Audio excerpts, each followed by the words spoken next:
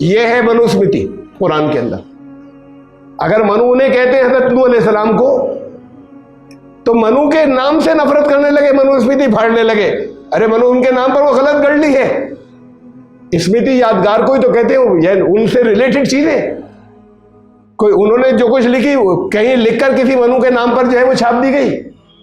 मनुस्मृति तो यह है कि जब उनके पास वो लोग जिन्हें वो नीची जाति के कहते थे, यहां पर मनुस्मृति कहती है कि अलग अलग कानून बनाती है नीची और ऊंची जातियों के। और कुरान ये कहता है कि जब वो लोग जिनको वो नीची जाति के लोग कहते थे, तो ऊंची जाति के लोग आते कहते थे इन्हें हटाओ, इनके पास तो हम आ ही नहीं सकते इनकी मौजूदगी में। जब ये हट जाएंगे तो तुम्हारी बात सुनने के लिए आएंगे। तो उन्होंने कहा इन्हें कैसे हटा दो, तो इनको तो हटा ही नहीं सकता, तुम आओ चाहे मत आओ। कहा कि ये इन्होंने खुदा को अपने दिल में जगह दी, ईमान वाले लोग हैं, मैं इन्हें कैसे हटा दूं।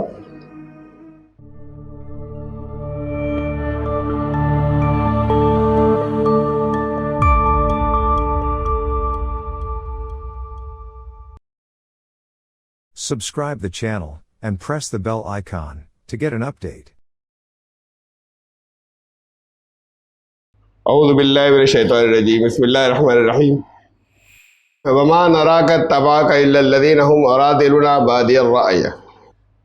सूरह हूद देखिए आयत नंबर 27, 1127। दर्स इस आयत का चल रहा था बहुत तफसीली, तो दरमियान से हमने उसे ब्रेक किया था, इसलिए आयत दोबारा फिर उसी जगह दरमियान से हम इसे लेंगे, कुछ चीज़ें जो इसकी रह गई थी। और हमें तो तुम हज़रत नूह अलैहिस्सलाम के कौम के लोगों ने कहा, वो जो ऊंची जात वाले थे, ऊंची जाति वाले, के हमें तो तुम्हारे जो फॉलोअर्स हैं वो वही नज़र आते हैं कि जो पहली नज़र में नीच है।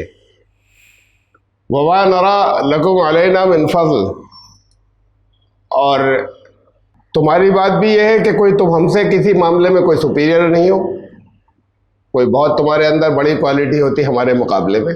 तो अब उसके बाद तुम ये नबूवत का दावा कर रहे हो, बल नज़ुन्नुकुम काज़िबीन, तो हम तुम्हें झूठा समझते हैं। मैंने बहुत तफसील से चल रहे थे असल में सबूत इस आयत के अंदर कि हज़रत नूह अलैहिस्सलाम की कौम वो कौम थी जो पैदाइश से ऊंच नीच में यकीन रखती थी। जन्म के आधार के ऊपर कुछ लोग नीच होते हैं और कुछ ऊंची जाति के होते हैं। और ये लफ्ज़ अराज़िलुना जो हम में से रज़ील है, कमीने, जिसे हमारे यहाँ तर्जुमा कर लिया जाता है, ये लफ्ज़ सिर्फ हज़रत नूह की कौम के लिए इस्तेमाल हुआ है, दूसरी जगह भी हुआ है। वहाँ भी जो हज़रत नूह अलैहिस्सलाम उनकी कौम का बयान था तो वहाँ भी यही लफ्ज़ आया है। किसी और नबी की कौम ने इस तरह की बात नहीं कही। उससे फिर हमें ये कुरानी सबूत मिलता है कि हज़रत नूह अलैहिस्सलाम की कौम कौन सी कौम होगी। दुनिया के अंदर आपस में जो इख्तिलाफात है वहाँ के अवाम के अंदर, या एक दूसरे से दूरियां हैं या ग्रुप नफ़रतें हैं, वो मजहबी बुनियाद पर भी हैं। बहुत सी जगहों पर एथनिक, नस्ली है, नस्ल के एतबार से है। बहुत सी जगहों पर कलर के एतबार से है, कहीं काले गोरे।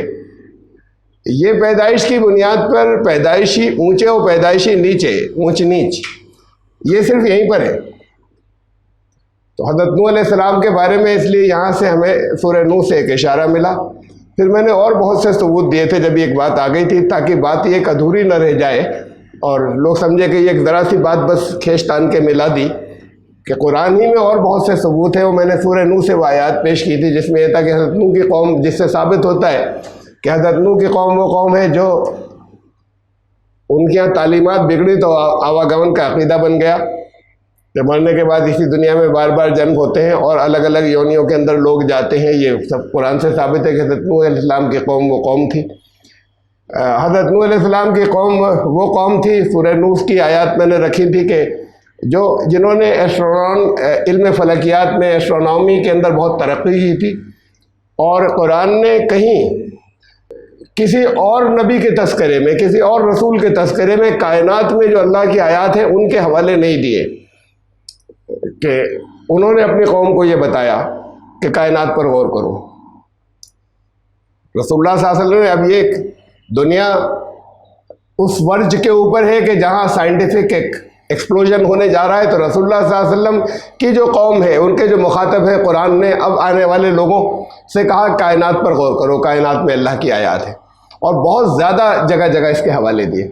और इससे पहले बस हज़रत नूह ने ये बात कही थी, यानी हज़रत नूह पर वो कलाम नाजिल हुआ था जिसमें उन्होंने लोगों से कहा था कि इस कायनात पे गौर करो, इसके अंदर 7 आसमान है, 7 सिस्टम्स हैं, और बहुत सी मुख्तलिफ बातें कि इस पर तुम यकीन क्यों नहीं करते। तो हज़रत नूह अलैहिस्सलाम की कौम वो थी जिन्होंने एस्ट्रोनॉमी में, इल्म फलकियात के अंदर बहुत तरक्की की थी। हज़रत नूह अलैहिस्सलाम की कौम वो कौम थी जिनका असल जुर्म जो था वो मूर्ति पूजा था, बुत परस्ती। उन्होंने कुरान में रसूलुल्लाह सल्लल्लाहु अलैहि वसल्लम के दौर के अंदर जो लोगों ने बुत बना रखे थे, उन बुतों का तज़किरा तो आता है, उसके अलावा किसी और कौम की के शिर्क में बुतों के नाम नहीं आते। हज़रत नूह अलैहिस्सलाम के तज़किरे के अंदर बुतों के 5 बुतों के नाम आते हैं, और मैंने फिर कोरिलेट करके बताया था कि ये वो हैं जो पुराने देवी देवता हिंदुस्तान के अंदर किन नामों से जाने जाते थे। तो ये तो इतने तो कुरानी सबूत थे, हदीस में भी है सबूत कुछ, जिस पर नज़र अभी तक नहीं गई, आप उससे पहले नहीं गई थी मुफस्सिरीन की, जब हमने इसके ऊपर कुछ लिखा इससे पहले। बहरहाल चीज़ें हमेशा ऐसे होगी कि सामने हमारे आती चली जाएंगी। माना समझा ये जाता था कि इराक़ में कहीं, ये बाइबल वालों की वजह से समझा जाता था कि हज़रत नूह अलैहिस्सलाम इराक़ में कहीं आए, कश्ती जो है वो कहीं वहाँ पर कोई अरारात पहाड़ी है, उसके ऊपर कश्ती जाकर रुकी थी, बाइबल में लिखा हुआ है। अरारात की थी पहाड़ी का नाम नहीं है। हज़रत ईसा अलैहिस्सलाम के दौर के अंदर, यानी उनके गुजरने के 1 साल बाद ही अरारात नाम रखा गया है, इसलिए कि बाइबल में एक नाम था अरारात। अरारात का मतलब है लिटरल मीनिंग, अगर बाइबल में आया भी, यानी वहाँ पर अरारात के कश्ती अरारात पर रुकी, तो अरारात का लिटरल मीनिंग लिया जाएगा, लफ्जी माने, उसके माने ऑफ फॉरेन ओरिजिन, कि यहाँ नहीं बल्कि यहाँ, जहाँ ये बाइबल कलाम नाज़िल हुआ, बल्कि यहाँ किसी दूसरे मुल्क की बात हो रही है, वहाँ कश्ती रुकी, ये उसका असल मतलब था। तो अरारात उन्होंने नाम रख लिया खुद से। ये तारीख़ी सबूत इसके मौजूद है कि बात को ये नाम रखा गया। हज़रत नूह अलैहिस्सलाम के दौर में कोई अरारात नाम की पहाड़ी नहीं थी।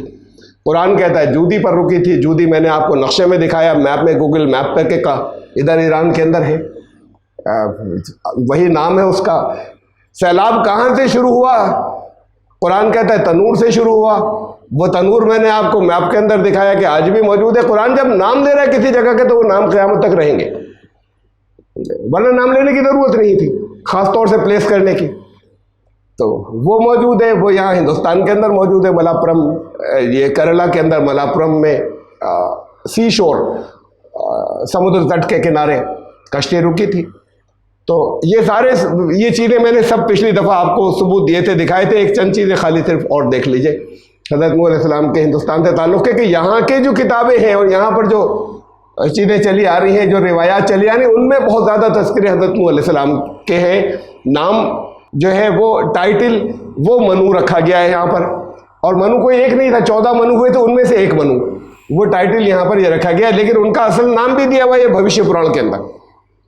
ये न्यूह, उच्चारण का, तलफ़ुज़ का फ़र्क हो जाता है एक ज़बान से दूसरी ज़बान में जाने में। और उसके ट्रांसलेशन में, ये जो ट्रांसलेशन से मैंने लिया है पंडित श्याम शर्मा का गायत्री परिवार का ट्रांसलेशन है, ये आपको एरो बनाकर दिखाया, छोटा सा लिखा हुआ है। ट्रांसलेशन में उन्होंने खुद न्यूह का ट्रांसलेशन हिंदी में नूह का है, संस्कृत में न्यूह लिखा हुआ है। ये जो एरो बनाकर उन्होंने आपको दिखाया जिस जगह पर है, और ये भविष्य पुराण के प्रतिसग पर्व में हवाला दिया हुआ है यहाँ पर। तो ट्रांसलेशन में खुद पढ़ उन्होंने, ये खूब समझते हैं लोग यहाँ के जितने संस्कृत के स्कॉलर्स हैं और पुरानी किताबों के स्कॉलर्स हैं कि हज़रत नूह का तज़किरा चल रहा है, तो उन्होंने ट्रांसलेशन में नूह को हिंदी में नूह लिखा है। फिर जिस कौम के लोग होते हैं वहाँ की ज़बान के अंदर जिनमें पैदा हुए नबी, उन्हीं लोगों में से होता है, वहीं के लोगों में से उठता है, फिर अल्लाह का कलाम उस पर नाजिल होता है, वहीं की ज़बान में उसका नाम होता है। हज़रत नूह अलैहिस्सलाम का संस्कृत इंग्लिश डिक्शनरी बहुत ऑथेंटिक डिक्शनरी है। ये सर मोनियर विलियम्स की इससे ज़्यादा ऑथेंटिक कोई दूसरी संस्कृत इंग्लिश डिक्शनरी नहीं है मौजूद आज भी। नूह के लफ्ज़ को मैंने सर्कल किया है, इसे तलाश किया था, हमने सोचा कि यहाँ पर देखा जाए। तो फिर इसका मतलब है, नूह का लफ्ज़ का मतलब है जो इसकी धातु जो निकली, इसकी मूल धातु, जैसे अरबी के अंदर मादा होता है, उसके आगे लिखा हुआ है, इंग्लिश के अंदर ये जो बड़ा बड़ा मैंने लिखा है कि नाव या नाव, अशिप, तो उससे इनका नाम बना है। हज़रत नूह अलैहिस्सलाम का नाम यानी जो मशहूर हुआ, जिस नाम से मशहूर हुए, तो ये यहाँ की रिवायात के अंदर मिलता है। और यहाँ से सारे सबूत जो है वो कुरानी सबूत है हमारे पास। मैंने हदीस के सबूत यहाँ पर डिस्कस नहीं किए। मत्स्य पुराण के अंदर देख लें, इनके यहाँ जो बहुत सी पुराने ये परंपराएं हैं, कहानियां हैं जो बात को लिखी गई, लेकिन उनके पीछे बहुत सी कुछ हकीकतें थी जिसको उन्होंने कहानियों की शक्ल में लिख दिया। मत्स्य पुराण के 2nd चैप्टर के अंदर ही यह है कि सैलाब आया, उसके बाद फिर हज़रत नूह अलैहिस्सलाम पर को वेद दोबारा दे दिए गए। अरे वेद हज़रत नूह अलैहिस्सलाम के साथ आए थे, ये खुद इनके यहाँ की जो रिवायात या परंपराएं हैं उनके अंदर मौजूद है कि हज़रत नूह के साथ आए थे वेद। ये मत्स्य पुराण का हवाला है। यही हवाला जो है ये तो मैंने श्लोक दिया था आपको, ये ट्रांसलेशन से दे रहा हूँ मैं। उसके जो ओरिजिनल वर्ड है, ये ऊपर वाला एरो, वेदान प्रवर्त्यश्यामी, इसे भविष्य काल कहते हैं, यानी प्रवर्त्यश्यामी का मतलब है प्रवर्तन करूंगा, नाज़िल करूंगा, दूंगा, दोबारा दूंगा। तो ये फ्यूचर टेंस है, और वेदों को मैं तुम्हें दोबारा दूंगा। तो और फिर ये हिंदी में जो ट्रांसलेशन इसी में लिखा हुआ है उसको मैंने बड़ा करके लिख दिया, यहाँ पर रेड में लिखा हुआ है, तब मैं वेदों का पुनः प्रवर्तन करूंगा। और ये पुनः लफ्ज़ मैंने ब्रैकेट नहीं लगाया, वो भी इन्हीं के ट्रांसलेशन में, कि हज़रत नूह के पास वेद थे और फिर वो दोबारा फिर उनको दिए गए सैलाब के बाद। यही महीपते चाक्षुष मनवंतर के प्रलय काल में जब इसी प्रकार पृथ्वी एकार्ण में निमग्न हो जाएगी और तुम्हारे द्वारा सृष्टि का प्रारंभ होगा, दोबारा मखलूक शुरू होगी, सब खत्म हो जाएंगे, तब मैं वो वेदों का पुनः प्रवर्तन करूंगा। ये जो है ये यहाँ पर मौजूद है, मत्स्य पुराण के अंदर हवाला लिखा हुआ है यहाँ पर। और हमने कोई ट्रांसलेशन नहीं किया, ये इन्हीं के ट्रांसलेशन है, गीता प्रेस का ट्रांसलेशन है ये मत्स्य पुराण का जो है। अच्छा, अब इसको जरा सा गौर से देखिएगा और चंद और बातें। इसे तकरीबन इस बात के ऊपर इत्तेफाक है कि वेद जो है वो कदीम तरीन यानी सबसे पुराने, वन ऑफ द, यानी असल में तो सबसे पुराने ही माने जाते हैं। बाद लोग नहीं मानते तो कहते हैं हाँ one of the most ancient तो है, सबसे ज़्यादा प्राचीन में से एक, जितना मजहबी कलामों में, मजहबी किताबों में सबसे पुरानी में से है। और अक्सरियत ये मानती है सबसे पुरानी, यानी अक्सरियत का मतलब हिंदू ही नहीं, बाकी दुनिया के सारे स्कॉलर्स। तो सबसे पुराने प्राचीनतम धर्म ग्रंथ है, इतनी बात तो तय है। और वेद जो है अर्लीस्ट स्क्रिप्चर्स है। और हज़रत नूह अलैहिस्सलाम पहले साहब शरीयत रसूल थे, ये हमें मालूम है। इसे को रिलेट कर लीजिए, पहले साहब शरीयत रसूल हज़रत नूह अलैहिस्सलाम। दुनिया में तहकीकात के एतबार से पहला मजहबी कलाम, सब जो आसमानी कलाम जैसे कहा जाता है वो वेद। तो ये सीधा सीधा सा सबूत है कि हज़रत नूह अलैहिस्सलाम का ताल्लुक वेदों से। ये तो मैंने आपको वहां से दिखाया था पहले, मत्स्य पुराण में से इनका दावा है। अब इससे परख लीजिए आप। और फिर कुरान ये कहता है, छोटी सी आयत आपने कई दफ़ा सुनी होगी उससे, कि ज़ुबुरुल अव्वलीन वेद है, यानी अर्लीस्ट स्क्रिप्चर, सबसे पुराने अव्वलीन स्क्रिप्चर्स। 26 ये सूरह अश-शुअरा आयत नंबर 196, 4 वर्ड्स की आयत है, वही नहू लफ़ी ज़ुबुरुल अव्वलीन। ये कुरान इस नबी को तुम ज़ुबुरुल अव्वलीन यानी आदि ग्रंथों में, अव्वलीन आदि सबसे पहले, ज़ुबुर कहते हैं स्क्रिप्चर्स प्लूरल है, सहाइफ तो ग्रंथों, तो इसको तुम जो सबसे जो अव्वलीन ग्रंथ है उनमें इस कुरान को तुम पाओगे, यानी इस कुरान का मजमून उनके अंदर तुम्हें मिलेगा, यही चीज़ें मिलेंगी। ये बात कुरान ने कही है कि वहाँ मिलेंगी। कुरान ने कहा शरअ लकुम मिनद्दीन मा वस्सा बिही नूह वल्लज़ी औहैना इलैका वमा वस्सैना बिही इब्राहीम व मूसा व ईसा। हमने तो एक ही दिन दिया था, वही चीज़ें जो है उसी दिन की बातें। सूरह शूरा है ये, इससे पहले सूरह शुअरा था, आयत नंबर सूरह नंबर 26, ये सूरह 42 है, सूरह शूरा आयत नंबर 13। हमने तुम्हारे लिए वही दिन मुकर्रर किया जो हमने नूह को दिया था, पहला नाम नूह का, फिर बहुत से और नबियों के नाम। लेकिन दरअसल इसका गौर कर लिएगा कौन कौन से नबियों के नाम, इससे फिर कुछ बात निकलेगी आगे। जो है नबी तुम्हें दिया, रसूलुल्लाह सल्लल्लाहु अलैहि वसल्लम का आया हज़रत नूह के बाद, पहला नाम हज़रत नूह का इसलिए कि सबसे पहले थे वो, तो साहब शरीयत रसूल, ये सबसे पहले साहब किताब रसूल। हमने तुम्हें वही दीन दिया जो असलन दीन उनको दिया था हज़रत नूह अलैहिस्सलाम को, और तुम्हें दिया मा वस्सा बिही वल्लज़ी औहैना इलैक, रसूलुल्लाह सल्लल्लाहु अलैहि वसल्लम कहा गया, और जो तुम्हारी तरफ वही किया गया। वमा वस्सैना बिही इब्राहीम व मूसा व ईसा, हज़रत इब्राहीम और हज़रत मूसा हज़रत ईसा इतनों के नाम आए। अब एक और देखिए जरा सा आयत, ये सूरह अहज़ाब की आयत नंबर 7 है। वही अख़ज़ना मिनन नबिय्यीन मीसाक़हुम, हमने नबियों से कवनेंट लिया, अहद लिया, पक्का अहद। व मिन का, तुमसे लिया, रसूलुल्लाह सल्लल्लाहु अलैहि वसल्लम का नाम आया। व मिन नूहिन, हज़रत नूह का नाम। व इब्राहिम व मूसा व ईसा, और इब्राहिम व मूसा और ईसा से हमने लिया कवनेंट या पक्का अहद। कुछ रसूलों का खास तौर से बार बार साथ नाम आ रहा है कुरान में, मैंने एक ही हवाला दिया और भी है। इन्हें माना जाता है, कहा जाता है कि ये उलुल अज़्म रसूल थे, ये इनकलाबी रसूल थे, ये इनके साथ में कुछ बड़े इवेंट्स हुए थे, बड़े वाक़यात हुए थे, और इनका तज़किरा बहुत ख़ास अहमियत के साथ में, और कुरान इनको बार बार एक साथ लाया इन नामों को। अब इसमें हज़रत इब्राहीम अलैहिस्सलाम, अगर हम रेस कौमों को देखें और कौमों के नाम को भी देखिए कुरान का किन का है, इसे ज़रा सा ध्यान में रखिएगा, किन किन का एक साथ बार बार तज़किरा आ रहा है कुरान में। हज़रत नूह का, रसूलुल्लाह सल्लल्लाहु अलैहि वसल्लम का, फिर हज़रत इब्राहीम, हज़रत मूसा, हज़रत ईसा। अब कौमों का किन का नाम बार बार साथ में आ रहा है, बड़ी कौमों का। इन्नल्लज़ीना आमनू वल्लज़ीना हादू वन्नसारा वसाबीना मन आमना बिल्लाहि वल यौमिल आखिर, ये बहुत सी जगह आया, सूरह बकरा के अंदर आया, सूरह हज के अंदर आया, सूरह माइदा में आया, इनका नाम एक साथ, इन कौमों का। मैंने एक ही आयत दी यहाँ पर। तो मैं, जो कोई भी ईमान वाला, यानी जो मुसलमान अपने आप को कहते हैं, वो चाहे वो यहूदी हो, चाहे वो नसरानी ईसाई हो, और या साबीन एक नाम है। कौन है अभी रहने दें, साबीन, साबीन एक नाम है, चाहे साबीन हो, इनमें से जो कोई भी अल्लाह पर ईमान लाए, यौम आखिर पर ईमान लाए, अच्छे अमल करे, उनके लिए आगे कहा है न खौफ होगा न गम। इनके नाम सूरह माइदा में भी साथ में आए, सूरह हज में भी साथ में आए, इन कौमों के, जिसमें से हम जानते हैं कि दुनिया जानती है जो अपने आप को ईमान वाला कौन कहते हैं, मुस्लिम्स। दुनिया जानती है अपने आप को जीव यहूदी कौन कहते हैं, दुनिया जानती है अपने आप को क्रिश्चियंस कौन कहते हैं। ये साबीन कौन है, ये चौथा नाम कौन सा साथ में बार बार आ रहा है एक साथ कौमों में से। एक बड़ी खास बात, जब बार बार एक नाम साथ साथ आ रहा है ये चार कौमों के, तो ये साबीन भी ऐसी ही कौम होनी चाहिए कि जब से शुरू हुई तब से लेके आज तक हो, कहीं गायब होके मरकब नहीं गई, उनका लोप नहीं हो गया, इसलिए कि कुछ बड़ी कौमों के नाम साथ में आ रहे हैं। ये एक जैसी क्वालिटी की कौमें हैं। मुसलमान या मुस्लिम या ईमान वाले जो अपने आप कहते हैं, मोहम्मद रसूलुल्लाह सल्लल्लाहु अलैहि वसल्लम से शुरू हुए, दुनिया में बड़ी तादाद में है, एक इंपॉर्टेंट, एक अहम कौम है, और है आज भी। ईसाई हजरत ईसा अलैहिस्सलाम से शुरू हुए, आज भी दुनिया में मौजूद है, एक बड़ी तादाद के अंदर मौजूद है, एक अहम कौम है दुनिया की। यहूदी हजरत मूसा अलैहिस्सलाम से शुरू हुए, एक अहम कौम है दुनिया की, आज भी खत्म नहीं हो गए, दुनिया की अहम कौमों में से उनका जिक्र आता है, चाहे तादाद में कम हो।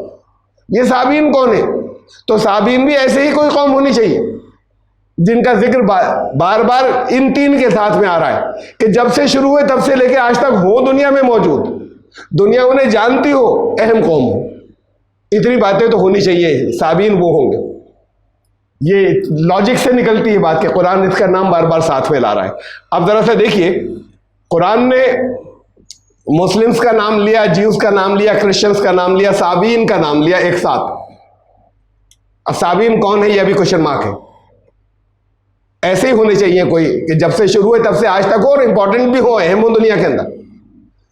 जिन रसूलों का एक साथ नाम लिया कुरान ने, हजरत इब्राहिम का ताल्लुक तो उन्हें हम छोड़ रहे हैं, हजरत इब्राहिम को इसका ताल्लुक ज्यूस से भी है, क्रिश्चियन से भी है, और मुसलमानों से भी है। अब ये बाकी हम रह गए चार रसूल, हजरत नूह, हजरत मूसा, हजरत ईसा और रसूलुल्लाह सल्लल्लाहु अलैहि वसल्लम। ये चार नाम आ रहे हैं, मोहम्मद सल्लल्लाहु अलैहि वसल्लम, हजरत नूह, हजरत मूसा, हजरत ईसा कुरान में बार बार एक साथ आ रहे हैं। ये मुस्लिम ज्यूज ये नाम एक साथ आ रहे हैं, क्रिश्चियन और साबियंस कुरान के अंदर। कि इसे देखिए, हजरत मोहम्मद सल्लल्लाहु अलैहि वसल्लम के मानने वाले मुस्लिम्स, हजरत मूसा के मानने वाले ज्यूज हैं, हजरत ईसा के मानने वाले क्रिश्चियन है। अब ये इधर हजरत नूह बचे, इधर साबियंस बचे। तो ये सीधी सी बात है कि ये साबियंस और साबीन, ये इनका ताल्लुक हजरत नूह अलैहिस्सलाम से।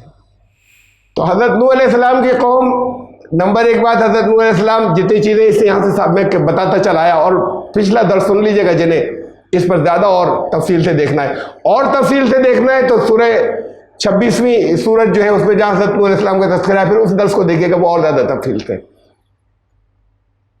तो हजरत नूह अलैहिस्सलाम का ताल्लुक हिंदुस्तान से था, सैलाब यहाँ से शुरू हुआ था, सैलाब यहीं के करीब, इसी का एक्सटेंडेड एरिया था, ईरान वगैरह ख़त्म हुआ था। वहीं वो चोटी है जहाँ कश्ती रुकी थी।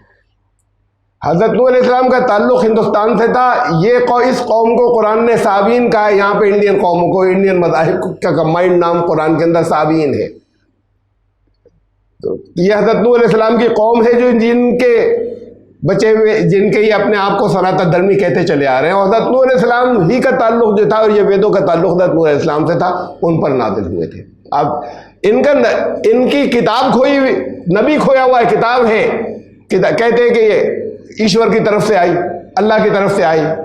अपौरुषेय ये है, किसी इंसान ने नहीं लिखा इसे, वर्ड ऑफ गॉड है। ये इनके सारे बड़े स्कॉलर्स का दावा है वेदों के बारे में।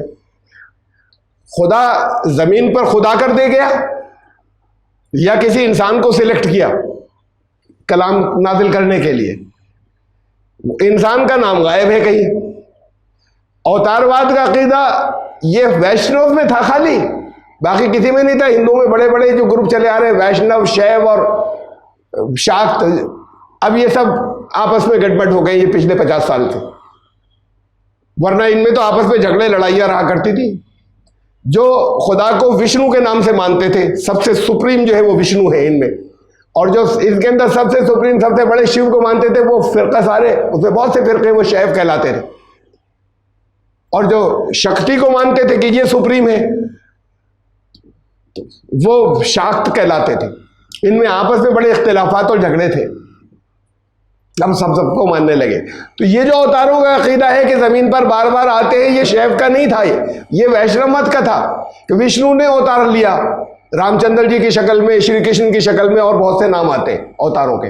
ये शिव जी का कोई अवतार नहीं होता, वहां अवतारवाद का अकीदा नहीं। बल्कि शैव सेक्ट आज भी बहुत बिगड़ने के बाद साउथ में जितने हैं वो यूनिटेरियन या खुदा को मानने की बात करते हैं।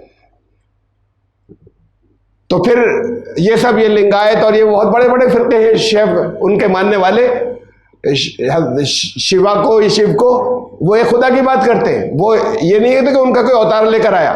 अब ये सारे बड़ी तादाद सनातन धर्मीय हिंदुओं की मानने लग गए। आज तारीख हकीकत ये है कि सब नहीं मानते थे, ये कुछ लोग मानते थे जो शैवाइट्स कहलाते थे या शैव कहलाते थे। बहरहाल इसे भी छोड़ें। ये मानते हैं कि शिव जी ने अवतार लिया, रामचंद्र दो को ले हम, बाकी तो उनके जितने भगवान हैं वो इनकम्प्लीट है। कछुए की शक्ल में आए या सुअर की शक्ल में आए या शेर की शक्ल में आए, सबको छोड़े जो भगवान ने अवतार लिए थे।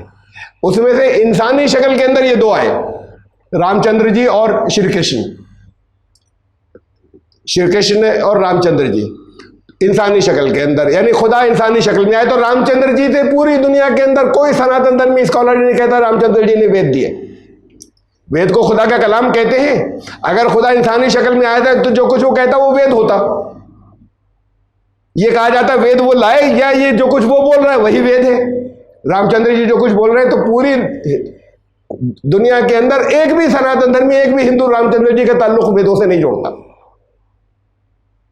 श्री कृष्ण को अगर अवतार माना जाता है कि खुदा इंसानी शक्ल में आ गया, ईश्वर आ गया, तो अब जो वो बोलेगा वो वेद होगा, या वेद का अकीदा झूठा। वेद को कहते हैं खुदा का कलाम है, ईश्वर की वाणी। तो अगर ईश्वर इंसानी शक्ल में आ गया तो वो जो बोलेगा वही तो वेद होगा। ये और कुछ कहां से लिख लाए? तो इसका वेदों से कोई ताल्लुक हिंदू खुद, सनातन धर्मी खुद न रामचंद्र जी का जोड़ते हैं, ना श्री कृष्ण का। दुनिया में एक भी स्कॉलर, एक भी हिंदू नहीं जोड़ता। तो इसका मतलब ये कि वेद खुदा का कलाम है। ये वेद तो किसी और की खुदा खुद नहीं आया दुनिया में। खुद आने का अकीदा तो ये था। अगर उसे मान भी लेते हम तो कहते इन्होंने तो वेद दिए नहीं। तो खुदा ने किसी इंसान का सिलेक्शन किया, उसे ही रसूल कहते हैं। उसे इनकी किताबों में दूत कहते हैं, पैगंबर, पैगाम ले जाने वाला। संस्कृत में उसे दूत कहते हैं, बहुत जिक्र है दूत का। वो कौन था? वो गायब है। किताब मौजूद है, उसको लाने वाला नबी गायब है बीच इनकी रिवायात के अंदर। ये अहले किताब हो जाएंगे, अभी नहीं है। ये अहले किताब हो जाएंगे जब इनका नबी मिल जाएगा, जब इनकी बड़ी तादाद या इनका कोई गिरोह अगर नबी को मान ले तो फिर ये बाकायदा इनका शुमार अहले किताब में होगा। अभी नबी का लिंक गायब है, नबी का रिश्ता गायब है। हजरत ये नबी का रिश्ता हमने दिया और हमने तलाश किया, जो इनकी किताबों से भी साबित होता है। और हमें तो यकीन होना चाहिए कि हमारे यहाँ मैंने इतने सबूत दिए, आज ही नहीं दिए, आज से पहले बहुत से जो दिए थे। ये मौजू बीच में आधा रह गया था, फिर उसके बाद में चलाऊँ आगे। फिर ये एक ही नहीं थे, अल्लाह की सुन्नत ये नहीं है मोहम्मद रसूलुल्लाह साहब से पहले के किसी एक कौम के अंदर, और सुन्नतुल्लाह बदलती नहीं है, किसी एक कौम के अंदर, किसी एक बड़े इलाके के अंदर एक कौम फैली होती है दूर तक, उसी के हिस्से होते हैं अलग अलग, अलग अलग हिस्से के अंदर अलग अलग नबी या रसूल आते रहते थे। एक सीरीज आती थी पूरी, जैसे बनी इसराइल के अंदर हुआ। अलग अलग हिस्सों के अंदर एक बड़े हिस्से के अंदर बनी इसराइल जहां जहां फैले हुए थे वहां नबी रसूल आते रहे। उसके बाद जब अल्लाह ने आखिरी नबी को लाने का, आखिरी रसूल को लाने का फैसला किया, तो इन सबको फिर डिस्कार्ड कर दिया गया, इसलिए कि उन्होंने उनमें से किसी एक ने भी अपनी जिम्मेदारी अदा नहीं की कि वो उम्मत करार पाते और दुनिया को लीड करते।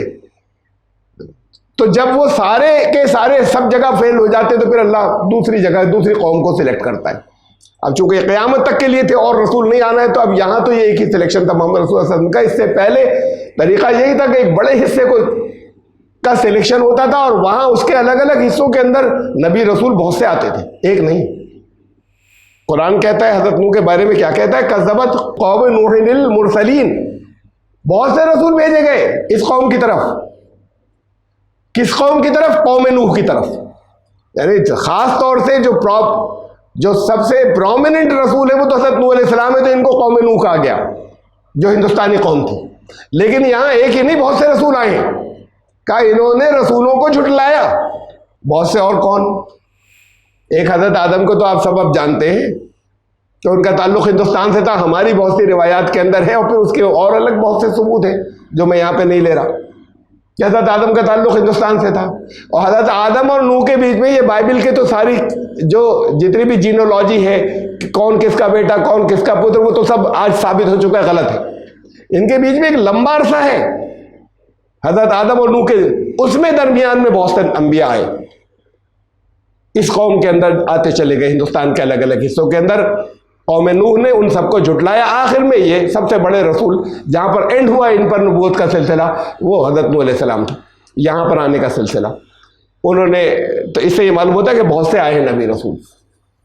इनको मनु कहा ना, वहां मनु टाइटल, महाजल प्लावन वाले मनु, सैलाब अजीम वाले Manu, Manu of the great deluge. यहां 14 मनु माने जाते हैं इस बात का इनका, और ये थे 7वें इनके यहाँ की परंपराओं के हिसाब से। वैवस्वत मनु भी कहते हैं इनको। ये हो सकता है कि बहुत से और मनु जो है वो भी नबी या रसूल रहे हों हजरत नूह अलैहिस्सलाम से पहले के, जो यहाँ पर हिंदुस्तान के अंदर आए, बड़ी शख्सियात। मनु नाम दे दिए, टाइटल दे दिया, था किसी का नाम नहीं था। उनके नाम पर उनके ज़माने हैं मनवंतर जो यहाँ माने जाते हैं।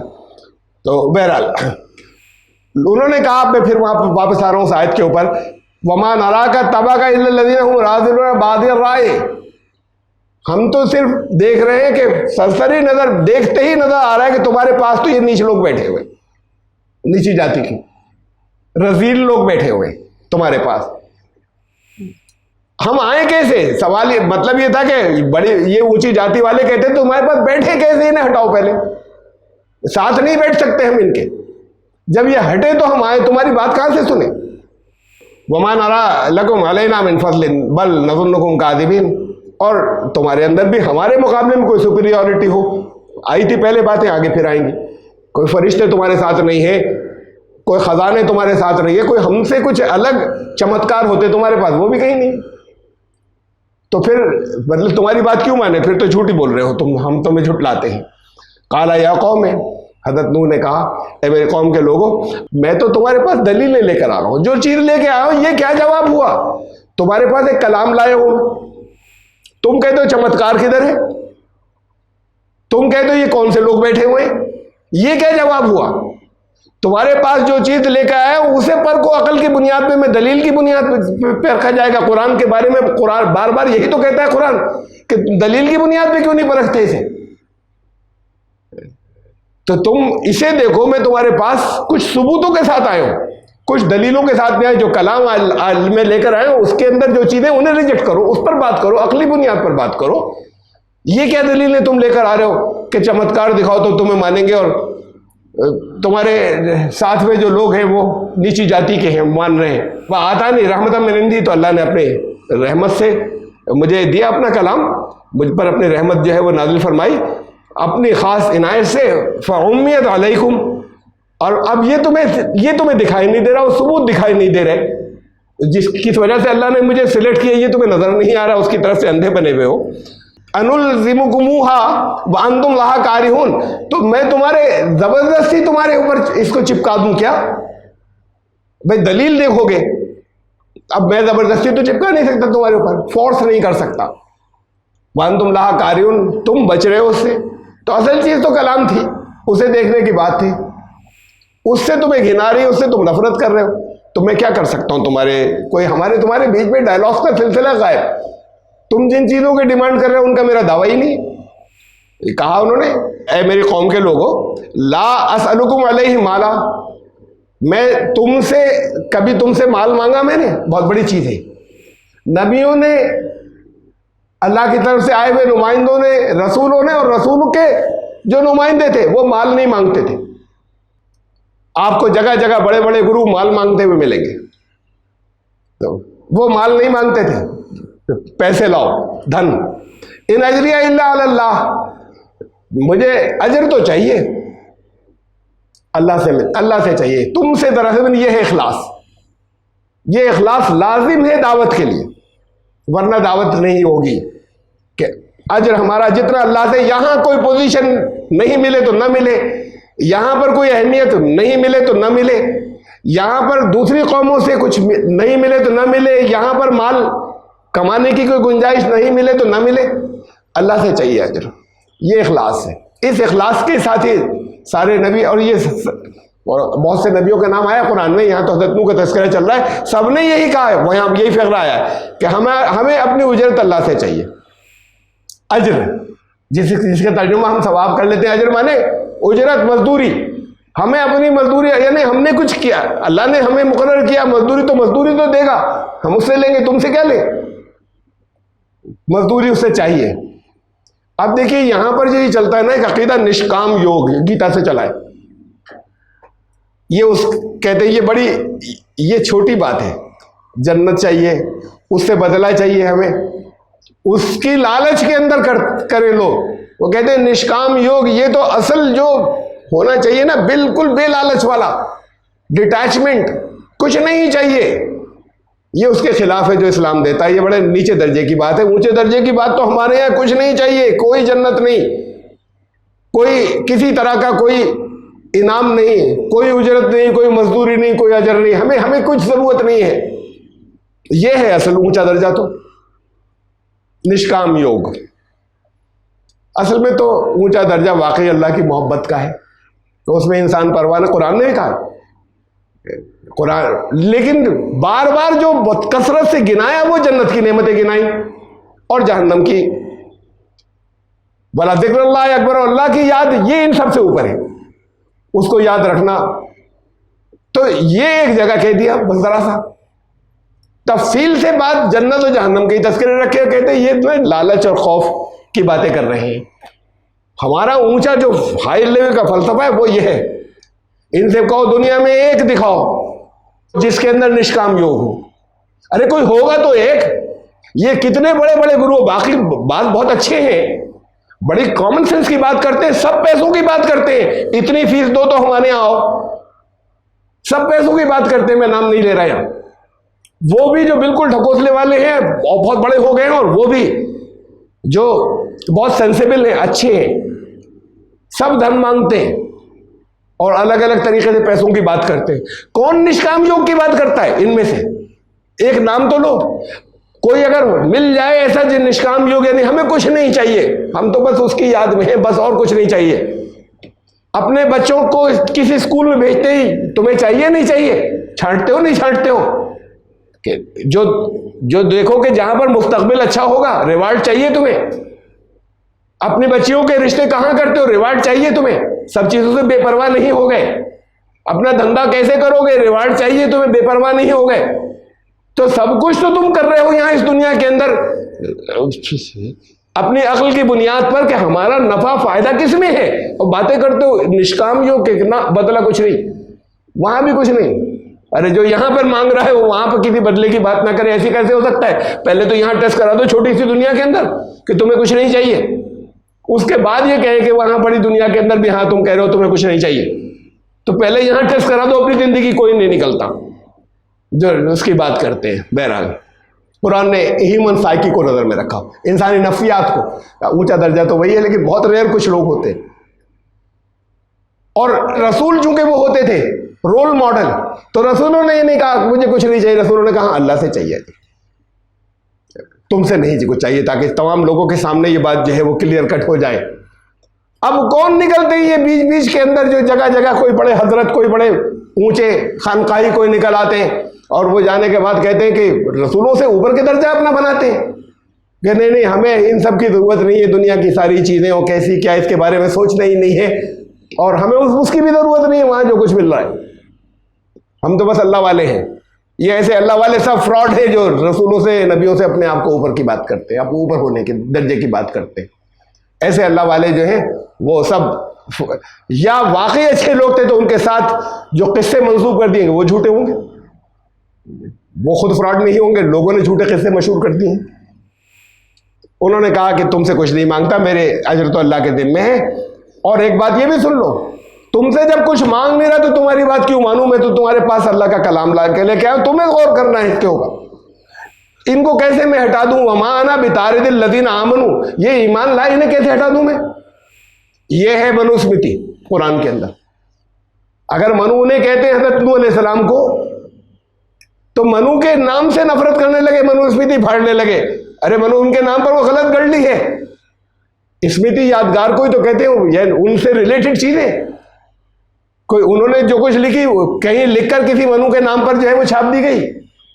मनुस्मृति तो यह है कि जब उनके पास वो लोग जिन्हें वो नीची जाति के कहते थे, यहां पर मनुस्मृति कहती है कि अलग अलग कानून बनाती है नीची और ऊंची जातियों के। और कुरान ये कहता है कि जब वो लोग जिनको वो नीची जाति के लोग कहते थे, तो ऊंची जाति के लोग आते कहते थे इन्हें हटाओ, इनके पास तो हम आ ही नहीं सकते इनकी मौजूदगी में, जब ये हट जाएंगे तो तुम्हारी बात सुनने के लिए आएंगे। तो उन्होंने कहा इन्हें कैसे हटा दूं, ये ईमान वाले तो इनको तो हटा ही नहीं सकता, तुम आओ चाहे मत आओ। कहा कि ये इन्होंने खुदा को अपने दिल में जगह दी, ईमान वाले लोग हैं, मैं इन्हें कैसे हटा दूं। इन्नो मुलाक़ू रब्बिहिम, और सबको जाना है अपने रब से मिलने, ये भी जाएंगे तो ये तो मेरी शिकायत करेंगे, मेरी फरियाद करेंगे, मैं हटा दिया। ये अपने रब से मिलने वाले हैं, इनको मालूम है तुम्हारे सही कॉन्सेप्ट नहीं है। वलाकिन्नी अराकुम कौमन तजहलून, तो ये तुम खूब जिहालत वाली बातें कर रहे हो, अज्ञानियों वाली बातें कर रहे हो। व या कौम मैं यंसुरनी मिनल्लाह इन तरक्तुहुम अफला तज़क्करून, और ए मेरे कौम के लोगों इन्हें मैं हटा दूं तो अल्लाह से कौन छुड़ाएगा मुझे। ये है बताने की बात है इनको बुलाकर कि देखो कुरान क्या कह रहा है, उनसे ताल्लुक जिनकी तुम फाड़ते फिर रहे हो, जिनकी नाम से नफरत कर रहे हो। नाम से ऋषि की क्यों नफरत करते हो, उसके नाम पे जो चीजें गढ़ गई उसे हटाओ कि ये गलत है, सही चीजें यहां पर रखी हुई है। उन्होंने कहा इन्हें कैसे मैं हटाऊं, मैं डरता हूं अल्लाह से कि अगर इनको नबी कह रहे, रसूल कह रहे हैं कि मैं अल्लाह से डरता हूं इस बात से, इन्हें अगर मैंने हटा दिया तो ये मेरे खिलाफ शहादत देंगे, मेरे खिलाफ गवाही देंगे, ये अपने अल्लाह के पास जाने वाले हैं, ईमान वाले लोग हैं, तो मुझे अल्लाह से कौन छुड़ाएगा। अफला तज़क्करून, तुम्हारा रिमाइंडर क्यों नहीं होता, समझते क्यों नहीं तुम बात को। देखिए रसूलुल्लाह सल्लल्लाहु अलैहि वसल्लम ने भी ये लफ्ज़ बोला, ये जो है ना तरातुहुम तोए रे दाल, रसूलुल्लाह सल्लल्लाहु अलैहि वसल्लम से भी ये लफ्ज़ ये कहा गया। हज़रत नूह का किस्सा चला, दरमियान में रेफरेंस दे रहा हूँ सूरह अनाम की आयत नंबर 52। अल्लाह ने कहा रसूलुल्लाह सल्लल्लाहु अलैहि वसल्लम से, वला ततरुदिल लज़ीना यदऊना रब्बहुम बिल गदावति वल अशी युरीदूना वजह, उन लोगों को मत हटा देना अपने पास से, धुतकार मत देना कि दिन जो सुबह शाम अल्लाह को पुकारने वाले लोग, अल्लाह की याद करने वाले लोग, अल्लाह के कवानीन को मानने वाले लोग, वो चाहे फाइनेंशियल स्टेटस की वजह से, किसी जन के आधार की वजह से वो अल्लाह की रजा चाहते, उन्हें अपने पास से कभी मत हटाना है, धुतकारना। तो ये बात खास तौर से हजरत नूह से तो कही गई थी, कुरान ने याद रहा कि ये तो रसूलुल्लाह सल्लल्लाहु अलैहि वसल्लम से भी कही गई, उनको भी हिदायत दी गई, दरमियान के नबियों से भी कहा होगा। मा अलैका मिन हिसाबिहिम मिन शैइन व मा मिन हिसाबिका अलैहिम मिन शैइन फततरुदहुम फतकून मिनज़ ज़ालिमीन। तो तुम लोग जो इनको डिमांड कर रहे हो, कुछ तुम्हारा लेन देन इनसे कुछ ऐसा है कि तुम्हारे कर्जदार हैं, तुमसे कुछ ले जाएंगे, या ये तुमसे कोई डिमांड कर रहे हैं, तो तुम्हारे जिम्मे इनका कोई हिसाब नहीं। ये जो कुछ भी काम कर रहे हैं, कोई तुम्हारे ऊपर तो इसकी वबाल पड़ नहीं जाएगा कि साहब ये यहाँ पर तो है, यहाँ पर तो तुम्हारे ऊपर कोई वबाल जो है वो ले आए, तो तुम्हें क्या ताल्लुक इस बात से। और तुम्हारे जो अमल है वो उनका इन्हें कोई हिसाब नहीं देना है। इनको मैंने हटाया तो फिर मेरा शुमार जालिमों में से होगा, ये मेरे पास से नहीं हटेंगे। ये है मनुस्मृति। बुलाएं और कहें कि देखो उनके मानने वालों, यहाँ पर ये हिंदुस्तान का तस्करा है, उसे साबित करें, बताया कि ये यहाँ की बात है, यहाँ के लोगों के साथ में हज़रत नूह ने क्या कहा था, कुरान क्या कह रहा है, और कुरान खुद रसूलुल्लाह सल्लल्लाहु अलैहि वसल्लम से क्या कह रहा है कि ये जिन्हें ये अछूत कहते हैं उन्हें अपने पास से तुम हटा नहीं सकते। उन्होंने खुदा को अपने दिल में जगह दी है, वरना नबी कह रहे हैं कि मेरा शुमार जालिमों में से हो जाएगा। कुरान ने नबी से कहा तुम्हारा शुमार जालिमों में से हो जाएगा। वापस उस सीरीज के ऊपर सूरह हूद की, वला अक़ूलु लकुम, ये तो थी इनकी बात, वला अक़ूलु लकुम इंदी ख़ज़ाइनुल्लाह, वो जो तुम कहते हो कोई सुपीरियरिटी तुम्हारी तो है नहीं, तो मैंने तुमसे कब कहा कि मेरे साथ कोई ख़जाने हैं? मैं तुमसे नहीं कहता कि मेरे पास ख़जाने हैं। वला आलमुल गैब, और मैंने तुमसे कब कहा कि मैं गैब की बातें बताता हूँ? मैंने कहा ही नहीं, ये दावा ही नहीं किया। जो चीज़ दे रहा हूँ उस पर बात नहीं कर रहे, मैं जो चीज़ तुम्हें दे रहा हूँ उस पर बात नहीं कर रहे, ये दूसरी और तमाम चीज़ें निकाल कर ला रहे हैं। वला अक़ूलु इन्नी मलक, मैंने ये भी नहीं कहा कि मैं इंसान नहीं हूँ, फरिश्ता हूँ। ये बात तो तुमसे कही नहीं मैंने। वला अक़ूलु लिल्लज़ीना तज़दरी अयुनुकुम लन युतियहुमुल्लाहु खैरा, ये तो मेरे मुताल्लिक़ बात थी और मैंने तुमसे कहा ही नहीं था। और ये भी फिर कहने के लिए मैं तैयार नहीं हूँ कि ये लोग नीच हैं तुम्हारी नज़र में, और जो है नीच इनके अंदर कभी कोई भलाई आएगी नहीं। तो ये भी मैं फिर सुन लो, ये इनके मुताल्लिक़ बात, इस पर भी मेरा तुम्हारा कोई एग्रीमेंट नहीं कि अल्लाह इनको कोई, ये तो नीच लोग हैं तो नीच ही रहेंगे। तो ये भी मैं मानने के लिए तैयार नहीं हूँ कि ये तुम्हारी नज़र में ये लोग छोटे हैं, हकीर हैं, और अल्लाह की नज़र में अल्लाह इनको कोई भलाई नहीं अता करेगा। तो इस पर भी तुमसे कोई एग्रीमेंट नहीं ना। अपने बारे में मैं ये सब बातें कह रहा हूँ, ये तुम बिल्कुल कटहुज्जती वाली चीज़ें निकाल कर ला रहे हो। इस पर बात करो जो दावत में पेश कर रहा हूँ, ये सही है या गलत, अकली बुनियाद के ऊपर। ये होती थी दावत अकली बुनियाद के ऊपर, न चमत्कारों की बुनियाद पर, न और ये हमेशा डाइवर्ट करना चाहते। बहस करने वाले जो नहीं मानते वो टॉपिक हटाते और डाइवर्ट करना चाहते, उस पर बात नहीं करते जो कहा जा रहा है। कहा अल्लाह आलम बिमा फी अनफुसिहिम, इनको इनमें कोई खैर नहीं है, ये तो हरगिज़ नहीं कहूँगा मैं, ये तो अल्लाह को मालूम है। अल्लाह जानता है इनके दिलों के अंदर क्या है, इनका ईमान सच्चा है नहीं है, किस दर्जे का है, और मुमकिन है बहुत ऊंचा दर्जा अल्लाह अपने याद है। अल्लाह खूब जानता है, अल्लाह ही इस बात को जानता है, मैं तो गैब जानता नहीं कि इनके दिलों के अंदर क्या है। इन्नी इज़न लमिन ज़ालिमीन, इनको मैंने हटा दिया तो मेरा शुमार जालिमों में से हो जाएगा। यानी बहुत दूर तक जाके ये दलील दी। तो उन्होंने कहा बस अब झगड़ा वगड़ा तो करो मत। अब इन्होंने जब दोनों बातों का जवाब किया तो काला या नूह, ए नूह, कद जादल तना, तुमने खूब कर ली ना, खूब दलीलें दे दीजिए। फाक्सर था जिदालना, और खूब दे दी तुमने मुकम्मल अच्छे तरीके से। फातिना बिमा ताइदुना, इस सब को छोड़ो, तुम कहते हो अजाब आ जाएगा, अब तो तुम वो बताओ, ये तो तुम ही कहते हो, तो अब इस सब को छोड़ो, खूब हो गई तुम। अब आखिरी बात पर आ जाओ, तुम कहते हो अजाब आ जाएगा, अल्लाह की पकड़ आ जाएगी, तुम तो वो ले आओ जो तुम हमसे जिसका वादा किया है, या जिसकी हमें वईद देते हो, जिससे हमें जिस चीज़ से डराते हो, वो ला कर दिखा दो अगर तुम सच्चे हो। ये तो तुम ही कहते हो, तो ये सब बीच की बातें अब हटा दो। तो हज़रत नूह अलैहिस्सलाम ने कहा कि काला इन्नमा यातिकुम बिहिल्लाहु इन शाअ, अल्लाह की मशीयत है, वो भी मेरे हाथ में नहीं, अल्लाह की तरफ से आई थी तो मैं बता दी। अल्लाह की जब मशीयत होगी तो अल्लाह ही उसे लेकर आएगा, मेरे हाथ में वो भी नहीं है।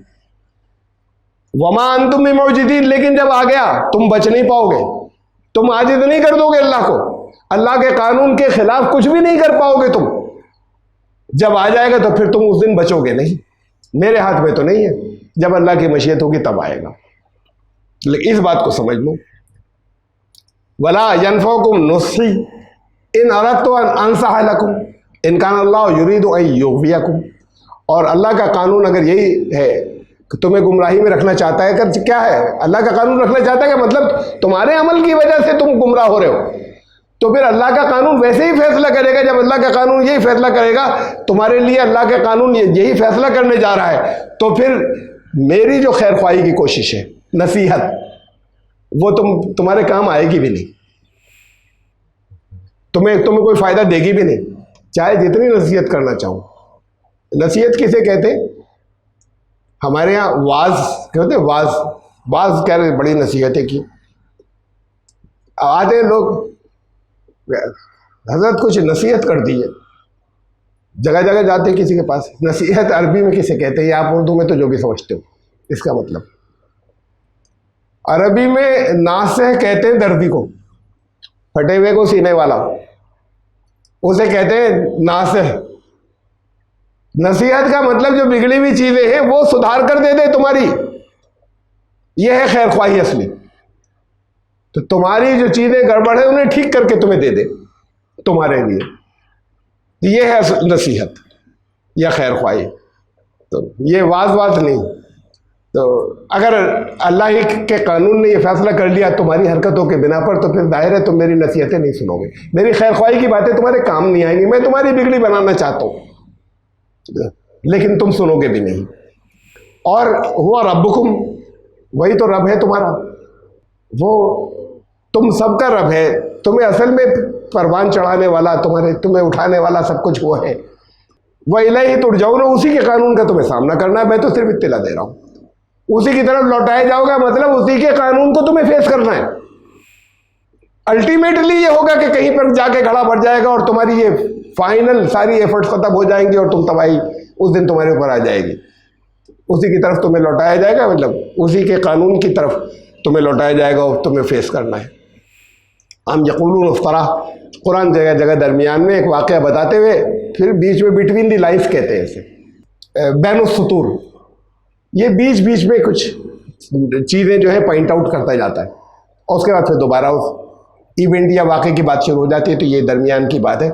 ये कहते हैं गढ़ लिया है, बात देखिए वहीं से शुरू हुई थी। ये सारा हज़रत नूह का वाक़या इससे पहले शुरू हुआ था कि कुरान गढ़ लिया है। तो कहा अच्छा बना लाओ, तुम्हें चैलेंज, इस जैसा लेकर आओ। ख़त्म हो गई बात। हज़रत देखो किन्होंने झुटलाया था, हज़रत नूह का जिक्र चल रहा है, तबाह हो गए झुटलाने वाले। हज़रत नूह का तज़किरा चल रहा है, अभी पूरा नहीं हुआ है।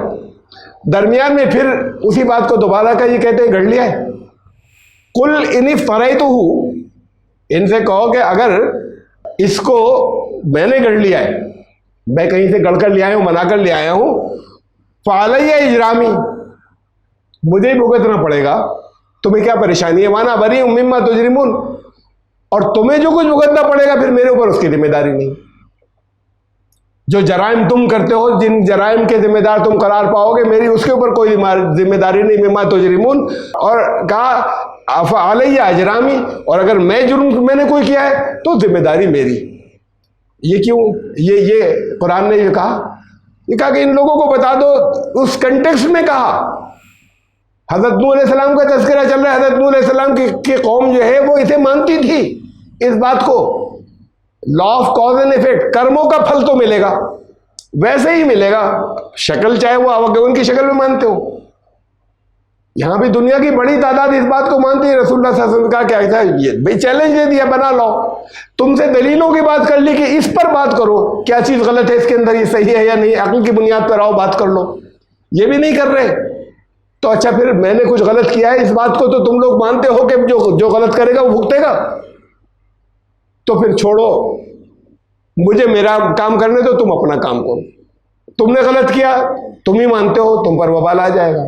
मैंने गलत किया तो मेरे पर आ जाएगा। ये ऐसा क्यों करते हो कि रास्ते में रोड़े अटकाते हो, मुझे भी नहीं करने देते? तो तुम अपना काम करो, मैं अपना काम करता हूं। मैं तबाह हो जाऊंगा, तुमने गलत किया, तुम तबाह हो जाओगे। मैं तुम्हारे जराइम की जिम्मेदारी भी मेरे ऊपर नहीं होगी। मैं अगर कोई जुर्म कर रहा हूं, तुम्हारे ऊपर कोई जिम्मेदारी अल्लाह थोड़ी ला देगा। वऊहिया इला नूहिन अन्नहु लन युमिना मिन कौमिका इल्ला मन कद आमना फला तबतइस बिमा कानू यफअलून। और हज़रत नूह अलैहिस्सलाम की तरफ फिर वही भेजी गई। ये सारी बातें चल रही थी, एक दौर गुजर गया, ज़माना गुजर गया। अब हज़रत नूह अलैहिस्सलाम की तरफ वही भेजी गई कि लन युमिना मिन कौमिका। अब जहां जहां तुम्हारी कौम के लोग हैं, और मैंने आपको बताया था पूरी दुनिया में थे। हज़रत आदम का जब हज़रत नूह की उम्र 1000 साल, 900 950 साल कुरान ने बताया ना। इतनी ही उम्रें होती थी हजरत आदम की, वो रेंज पूरी वही चलेगी। थोड़ी कि एक देवता है जो हर नस्ल में चला रहा है कोई, सबकी ऐसी होती थी, उस दौर की बात है जिनकी। और हजरत आदम के बारे में आता है, हदीस के अंदर आता है, बुखारी में आता है कि कद उनका इतना लंबा है जैसे आप अपने यहाँ 60 मीटर कह ले, 200 फीट। तो जिनके ऐसे कद हो, और फिर वो दौर कोई है, लाखों साल पुरानी बात है, ये 6000 साल पुरानी बात नहीं है।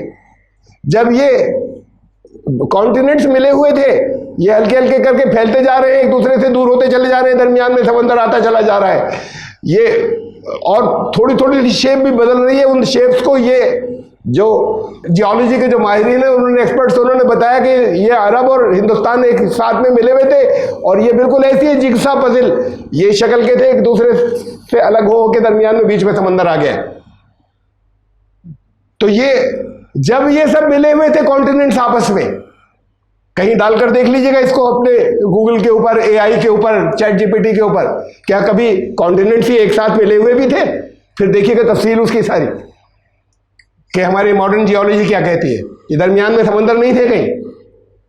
तो जो इस कद के लोग हो, जो इतनी उम्रों के लोग हो, और कोई पॉल्यूशन नहीं, साफ सुथरी ग़िज़ाएं, उसमें कहीं आपकी डाइट के अंदर जो है वो चीज़ें नहीं कि जहां पर ये हो कि साहब ये तो वो कैंसर इनसे हो जाता है, वो चीज़ें मिला दी हैं। तो वो फ्रेश आबो हवा, उसकी इतनी उम्रों के लोग तो अपनी ज़िंदगी के अंदर लंबे लंबे डग भरते हुए सारी दुनिया में पहुंचे। ये बिल्कुल फितरी बात है। जब आप उनकी उम्र का अंदाजा लगाएं, उस दौर का लगाएं, और उस दौर का लगाइए कि जब दरमियान में कॉन्टिनेंट्स, इनके बीच में समंदर ऐसे नहीं थे और मिले हुए थे, तो फिर जमीन इतनी बड़ी भी नहीं थी फैली हुई।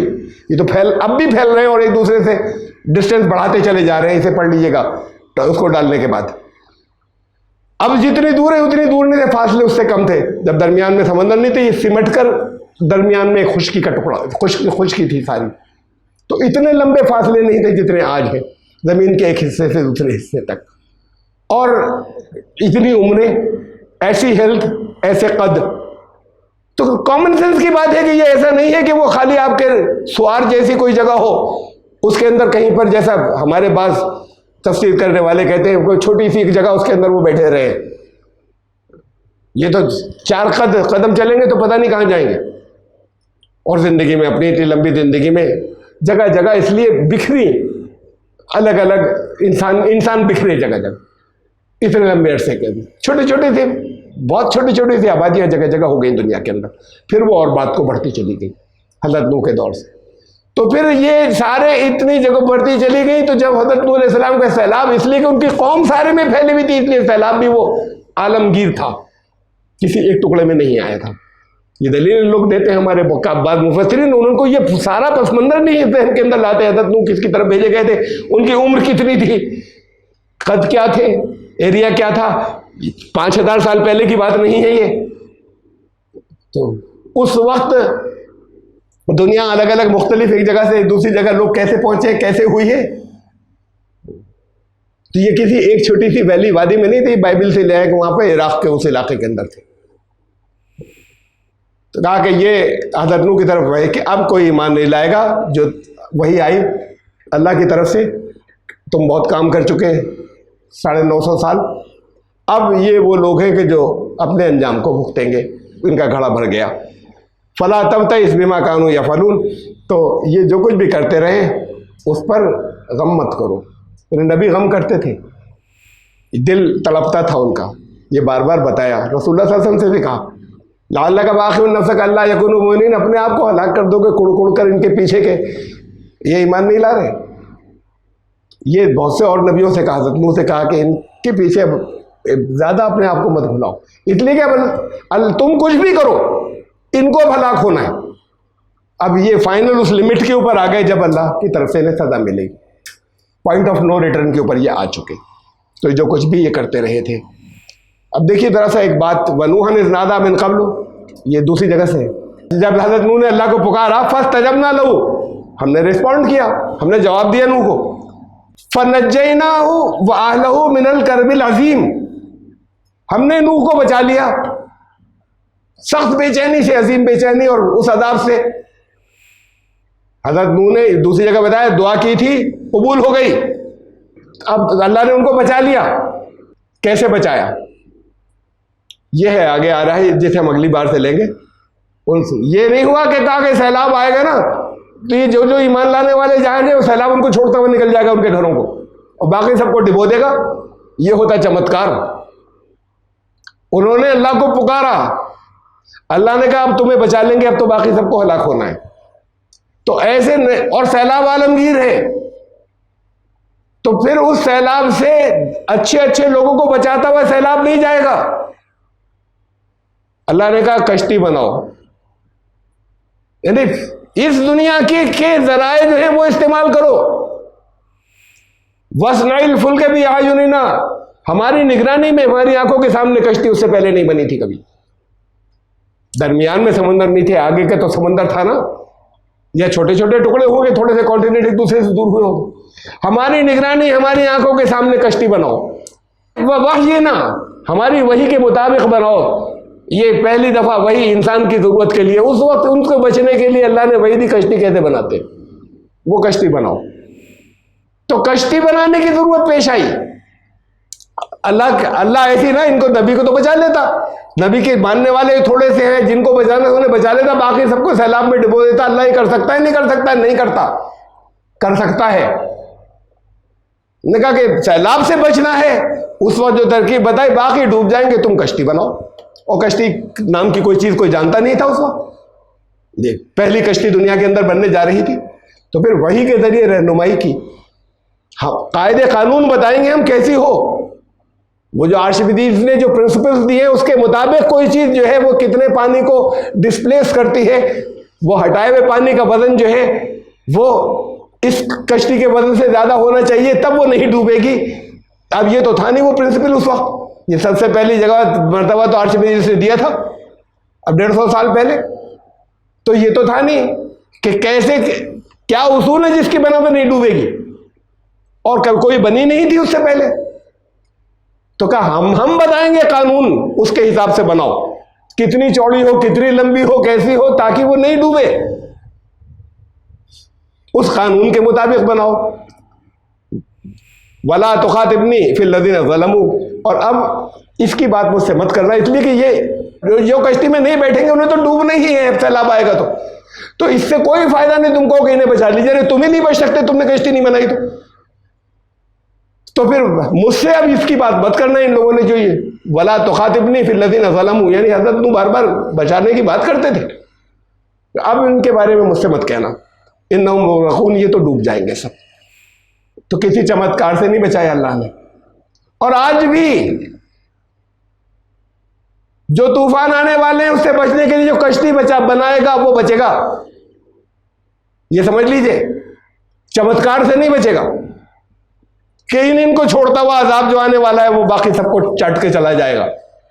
कश्ती बनाना पड़ेगी, कायदे कानून के मुताबिक बनाना पड़ेगी, उसूलों के मुताबिक बनाना पड़ेगी, ज़ाब्तों के मुताबिक बनाना पड़ेगी। यह भी नहीं कि अपनी मर्जी से जो दिल चाह कर लिया। इस पर फिर और इंशाअल्लाह आइंदा मर्तबा यहीं से हम दोबारा शुरू करेंगे, इसी आयत के साथ में कश्ती बनाने से। हम आयत नंबर 37 तक पहुंचे और 37 से ही सूरह हूद की 37 से ही आइंदा फिर इंशाअल्लाह शुरू करेंगे। सुभान रब्बिका रब्बिल इज्जति अम्मा यसिफून।